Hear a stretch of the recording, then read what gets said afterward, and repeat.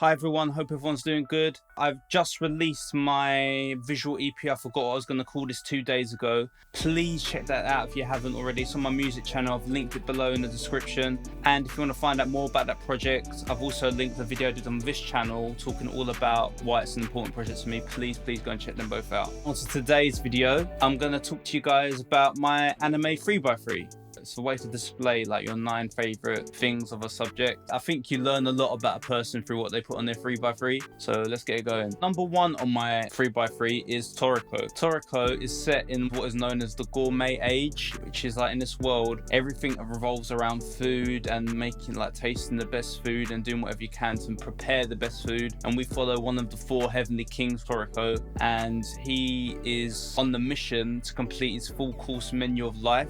Finding food in this world isn't like finding food in our world. They have to like fight different beasts and things to get to these ingredients. So you have to have like the starter, drink that goes with it, the main course, for dessert, and there's all these different parts. So you have to travel across the world, try different ingredients and stuff to become like, sure, this is what is my full course menu of life. And he comes across a guy called Kamuy, who is a very good chef who works at a 5-star hotel. They go together and try and complete Toriko's full course menu of life. Reasons why I like Toriko: the OP is a banger, but opening song is so sick. Number 2, the opening on every single show is like a narrator, and it's like, some say in this part of the world, da da da da da da da, and you see like the most appetizing. There's a Venus flytrap here that's a cheeseburger, fam. It just gets you hungry before the show even starts. Number 3, the world building is mad. Through this narration part, we see like this world is massive. We meet so many interesting characters like the other 3 heavenly kings, and then we have the IGO, International Gourmet Organization, who Toriko works closely with, and then we've got the Gourmet Corp, which is like all these evil chefs and stuff. They're trying to do stuff. My number 2 on my list is 2011 version of Hunter x Hunter. Basic premises: kid called Gon Freaks, and his dad, Gene Freaks, has left him when he was a boy, and he's this infamous hunter. The show is basically about going to find him, and like he literally knows nothing about him. Like when he gets to a certain age, he's like, I'm gonna become a hunter as well and find my dad. The physics of the Hunter x Hunter world with different hunters. You can have criminal hunters, like you hunt for people; treasure hunters, like you hunt for different artifacts and treasure; animal hunters, like there's all different. Like hunter is such a loose term, and in this world, there's all based on the hunt. All these different types of people hunting all these different types of things. We follow Gon and his journey of him becoming a hunter, and then on this journey of him finding his dad. That is Hunter x Hunter in a nutshell. What I really like about Hunter x Hunter is that there's no filler at all. It's all arc, and 2, it gets right into it.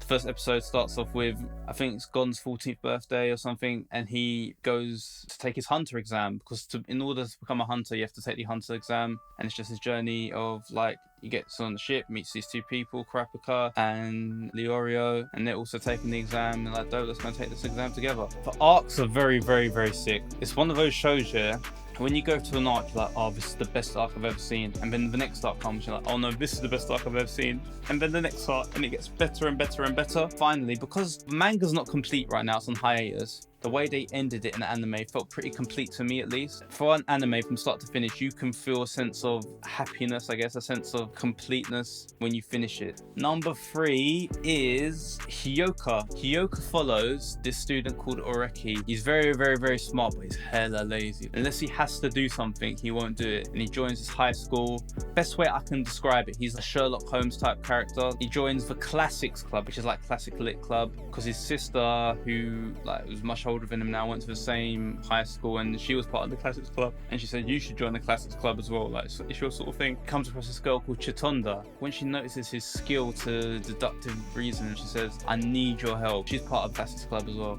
and he's like, what do you need my help for? And she's like, well, my uncle is in India right now, and he's just gone missing and no one knows where he is, and he used to be part of this Classics Club at one point. She has a distinct memory of when she was younger, but he told her something, but he can't remember what, and it just made her cry. So the first half of the anime deals with this big mystery of Chitonda's uncle, and like, what did he say to make her cry? It's also found out that he was expelled from the high school, and it's like, why was he expelled and what happened? And then once that's done, there's sort of like these little mini mysteries, like these episodic mysteries, like last 2 or 3 episodes, and they're really dope. There's different ones. There's like, there's kids making a short horror film, then the writer gets really ill, so they can't finish the film, so they don't know who the killer is, and they don't know how to frame the final film, and he watches it and he has to discover like what was the intentions of the person who wrote the film, so they can help the film club edit it, so it makes sense. Very, very nice character building. Like, we see this very reluctant guy to do anything. As the show develops, we see his relationship with Chitonda like develop as well, saying to himself, why am I doing stuff for this girl? Like, I don't really care about anyone or anything, but she keeps like somehow pressuring him into doing stuff and like these mysteries. It sort of bugs him. The only issue I have with Hiyoka is that it's incomplete again. It's another one. I think it was based on a light novel, and then there's not enough material again to adapt into another anime series. But it's dope. What we've got is really, really sick. Number 4, Log Horizon, my favorite isekai. It's about this guy called Shiro, college student who plays this MMO RPG called Elder Tale, and then one day him and like 30,000 other gamers in Japan get actually taken into this world of Elder Tale. They don't know how they get there, and very quickly he's like starts making his mark in this world. It's not like isekai where it's like, oh, power leveling and do this and kill him. He's very political. Like, he starts to develop a town, and then they make relationships with other towns, like a government and stuff like that, and all this time they're trying to figure out how to get out of this world. I really, really like the design of Log Horizon. It captures the nature very well, the time period very sickly. It looks like an MMORPG. Like, they come to the realization they've got to live in this world, and they've got to negotiate with the NPCs, because it's not just them. There's NPCs in this world who like live in this world, become friends with them, or at least like have some sort of relationship, so you can do stuff and like live in harmony, not worry about getting killed. Yeah, I love the concept of the politics in this. It's like a interesting take on isekai at the time. It's not just about action adventure fighting. If you haven't watched it, you should give it a try. Number 5, possibly my favorite anime of all time, and I mean this honestly, is Golden Kamuy. So it's set in the early 1900s during the Russo-Japanese War in Hokkaido. We follow Sugimoto, who is a soldier in the Japanese army. He's donned the nickname of Sugimoto the Immortal because like he does like these death-defying things. Like, he's like running from one trench to the other straight there while he's getting shot at. He doesn't die, just got so much rage, sort of like guts and berserk, and he just takes all this damage and then still kills people and stuff and survives to tell another day. So he's like, he's a madman. As one of his friends is dying on the battlefield, he says, please, please, please look after his family, look after my wife. She needs very important treatment. Her eyesight is deteriorating every single day. Fast forward to the future. This drunken man tells Sugimoto that there was this guy who kidnapped gold from the Ainu, which is this Japanese tribe in Hokkaido, and it's like a whole fortune of gold, and he's hidden it somewhere. This guy eventually gets caught and taken to jail by the Japanese army, and the only clue to the location of this gold is that there's tattoos on his cellmates. If you put them all together, it's a coded map of where to find the gold. Sugimoto dismisses this and like, yeah, sure, mate. And then one day he sees the corpse of the drunken guy, and he sees on his back there is the tattoo that he was describing. And before he's got a chance to even process, the bear that demolished the guy comes out of nowhere, jumps at Sugimoto. Out of nowhere again, this girl called Ashirpa, who is one of the Ainu tribe, kills the bear, and then they go on the journey of finding the cellmates to retrieve the Ainu gold, because obviously her interest is, she's Ainu, so she wants to go back for her village, so he wants to go back able to pay for his friend's widow's eye surgery and like look after that family, and obviously look after himself. Things I like about Golden Kamuy is the beautiful art style. The art style's done so well, you feel like you're in the cold forests of Hokkaido in 1900s. Or the way the animals are drawn is so beautiful, the way the nature is drawn is so beautiful. It's just like, it's very realism. I love the handling of tone, because it's not just serious throughout the whole thing. There's some parts where it's funny to like heavy stuff. As the show develops, we see this relationship between Ashirpa and Sugimoto develop, which is so interesting. She teaches him so much about the Ainu ways. He's looking after her in a way, but she's also looking after him. You can see they have this affinity for each other. They're both on these personal journeys as well. The story is so well done, and I don't really think I've seen a story like that in anime before.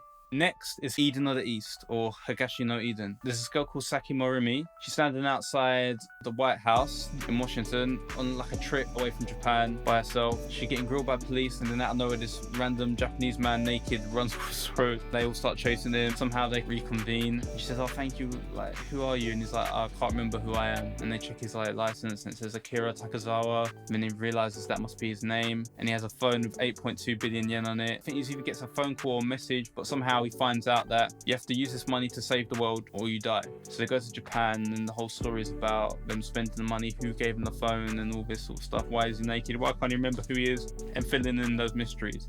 I love this show a lot because it's a very different, unique take on the death game genre. It's global, like save the world, sort of like 20th Century Boys in a way. Another plus point, it's one of the only shows on this list so far that are completed fully. There's very nice character dynamics, very dope world building again. Number 7, set in 2075, Planets is about this girl called Ai Tanabe, who joins the debris removal team at Technora, which is this massive space company, and their job is basically to go in between Earth and the moon and just remove any debris. They're like the garbage collectors of space, and it's like that story of that team, the dynamics of between them and everyone else, because they're like the laughing stock, because they collect the debris and stuff. They're just like low lives, they're not smart or anything. They don't get paid. The art style is very beautiful. I love the way they've drawn space. This era of space anime is really good to me, early 2000s. Space is empty and it's quiet. There's nothing going on, but they make it seem so tense, just removing pieces of debris. And sometimes it gets really dangerous. Things happen. The plan doesn't go always as they intended. Are they going to die and drift off into space? What's going to happen? And then there's like relationships between them and the higher ups, which is very, very bad. A lot of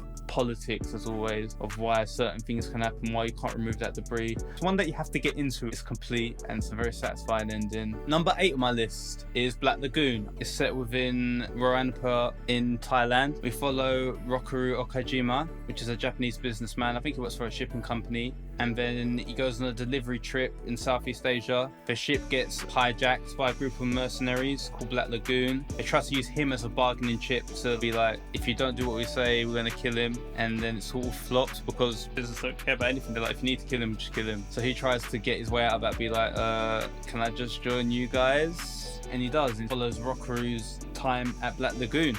And it's him adjusting to this crime-ridden life, because Rangpur is completely lawless. It's all crime syndicates, organised crime everywhere. There's no police or anything.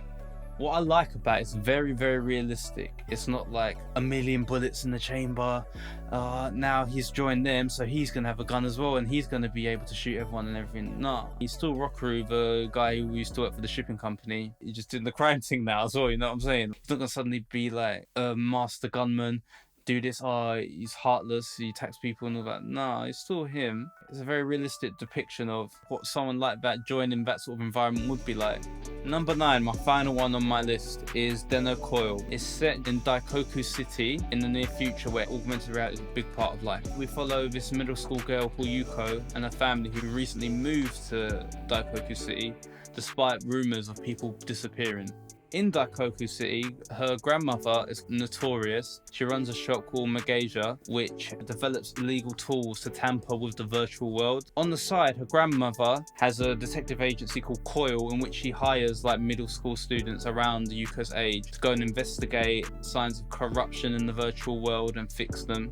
Yuko gets involved in Coyle after she runs across this girl called Fumi, who rescues Yuko's cyber dog called Densuke from getting trapped in a virtual space after chasing a mysterious virus. Also, while they're investigating this, there's another girl called Yuko, but she prefers to be called Isako, who's also like investigating something and chasing down these viruses and corruptions around the virtual world. What I like about it is it's a very unique, interesting story. I don't really hear stuff like this about the augmented reality world and viruses. The world is very interesting. Everything is virtual. Certain parts of the world you can't go into because if you've got illegal equipment, there's like these robots that fly about that just incinerate your virtual glasses and stuff, and they don't work anymore. You can't interact with the augmented world.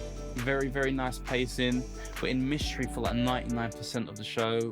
It keeps you like guessing to the very end. The end made me very, very sad. I think I cried so much the ending of it. It's a journey, man. Like, you should really give it a go. So yeah, that was my 3x3. Lots of different shows. Please leave some of your favorite animes below in the comments. Let me know what you think. Tell me if you like my 3x3. So yeah, thanks. See you guys next time. Bye.